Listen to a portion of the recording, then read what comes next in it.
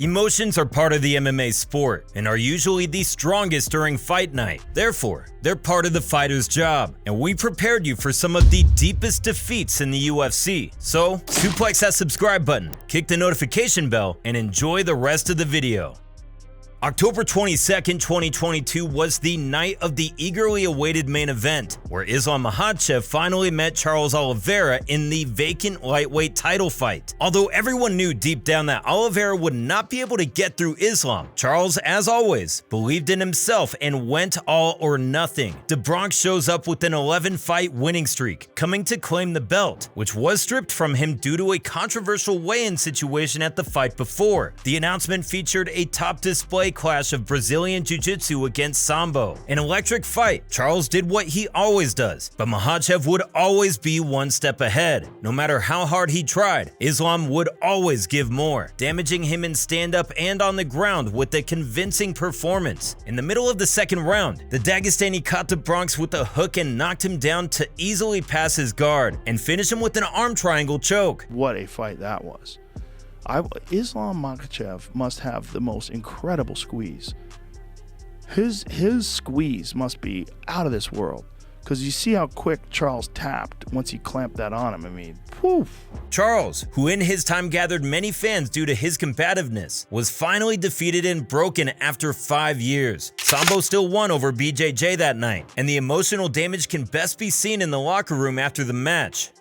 The legendary Jose Aldo was never the same after the Conor McGregor defeat, and his last chance happened in 2020 at UFC 251 when he faced the hungry and dangerous Petr Yan in a bantamweight title fight. As much as the striking was mutual, Aldo would find himself in trouble every time Yan took him to the ground, where he would punish him mercilessly. As a veteran of the sport, Jose has always been a fan favorite, and it was great to watch him show that his age is not the limit. But as the fight progressed, the Russian increased the pressure, and Jose Aldo had no choice but to keep the fight on his feet. However, Aldo slowed down in the 4th and 5th rounds, and Petr used that opportunity to pressure, knock him down, and keep him there. Whether you're an Aldo fan or not, the 5th round was painful to watch as Yan spent most of the round in a dominant position throwing brutal punches, and the former dominant champion bathed in his blood until the referee stopped the fight. A new bantamweight era began with the crowning of Petr, and old Aldo missed his last chance to win the title, showing everyone that it's not easy to see a hero fall. At UFC 260, featuring the co-main event, another former dominant champion hit rock bottom. We're talking about Tyron Woodley, who was a convincing welterweight champ undefeated for 5 years. The chosen one was scheduled to fight Luque Vicente after 3 consecutive losses, knowing well this was his last redemption. Consequently, he opened the fight violently, trying to take Luque's head off his shoulders, looking to turn his declining career around. Tyron didn't want to give up so easily and needed the win desperately, but Luque did not come to lose either, defending powerful punches and takedown attempts from Woodley. These guys obviously came to finish the fight as soon as possible by shaking each other in the first round. It was clear that the fight would not last long, and Tyron was putting full force into every punch, but Luque was too strong that night. Woodley had no answer to the merciless punches of the prepared Brazilian, who cut off Tyron's attack with a left and finished with a Darce choke submission. Tyron Woodley at this point gave everything he could, but it wasn't enough. 2 lost decisions, 1 technical knockout, and now a submission marked the end of the MMA career for the once deadly welterweight fighter. To make matters worse, the chosen one had no idea that he would be defeated twice by Jake Paul later in his career, leaving him with the question, where did he go wrong? Former bantamweight king TJ Dillashaw battled through suspension and injury to finally get a chance to reclaim his title against Aljamain Sterling in the co-main event at UFC 280. This fight should have been especially interesting due to the quality matchup between the 2 top fighters and the trash talk that ensued between them. He's so worried about it. He's so worried about it, he can come test me himself. He can test these nuts in his mouth. TJ, who was too sure of himself, did not know that he would have a difficult night, and after 30 seconds of the match, Sterling implemented his well-known game plan. After taking Dillashaw to the ground and getting into a dominant position, it was clear how the rest of the fight would go. Being under Aljamain Sterling is hell, and TJ felt it firsthand. Every time he managed to get out of an inferior position, Sterling would bring him right back. Things went even further downhill as TJ got his shoulder re-injured and got left without his fighting tools. The mid-fight moment Dillashaw started to adjust his shoulder while still fighting was agony to everyone watching. Therefore, he served himself to the champion to take him down and finish with brutal blows that the referee eventually stopped. The legendary TJ Dillashaw was injured again and decided to retire from MMA in agony after a devastating loss.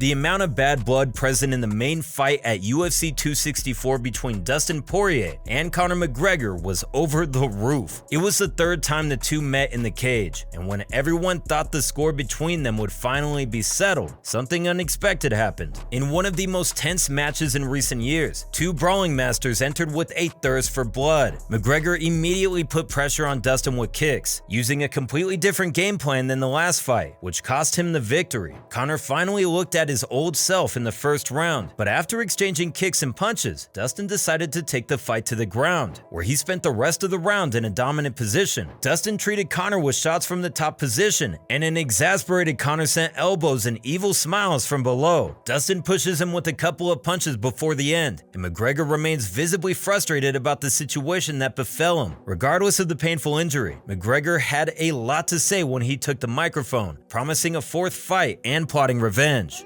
Your wife is in me DMs, hey baby, hit me back up, I'll chat to you later on. We'll be at the after party, the Win nightclub, baby. UFC 258 ties a particularly emotional story in the fight for the welterweight title in the main event. The match was featured by club colleagues and good friends Gilbert Burns and champion Kamaru Usman, who had to bury their friendship for the sake of the championship. Someone who watched the match without info would never think that the two were close though. The fight even started without a glove touch with sharp looks, with both focused on business. The opening flowed aggressively from both sides, with Burns rocking Kamaru in the first minute. It was obvious they were trying to seriously hurt each other and end the fight as soon as possible. With his signature weapon, the champion knocked down his friend in the third round and finished him with heavy shots on the ground after a tense match. Gilbert is left in tears, emotionally shaken, and Kamaru, after an outpouring of victorious emotions, finally gets a reality check and falls to his knees in front of a crying comrade, watching him with discomfort.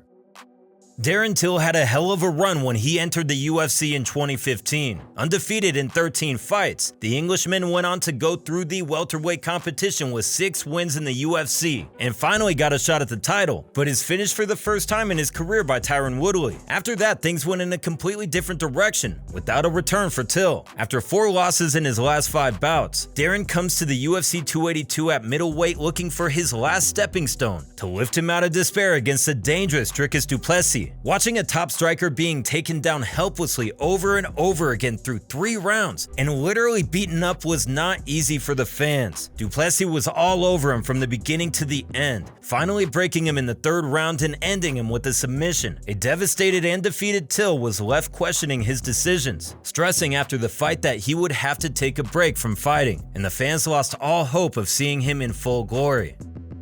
And we must not forget the tragic fall of Tony Ferguson, who went to the arena against Justin Gaethje, who rushed in as a replacement for the fight with Khabib Nurmagomedov, which got postponed for the 5th time. This match proves that some things are not meant to be, and Tony wanted to make his fans happy during a pandemic with a fight that he did not have to accept. After 5 rounds of exchanging punches, 136 were thrown by Tony and 143 by Gaethje, but Justin's punches were visibly full-powered and stronger than Ferguson's. The brutalization lasted over 20 minutes, and Ferguson did not want to fall, being too tough for his own good as always. But a human being can only take so much punishment before his body and mind give out, leaving Tony obliterated and Justin with the biggest win of his career to date. Thank you guys once again for tuning in. Remember to like and subscribe. Don't forget to keep your guard up, and we'll see you in the next one. Peace.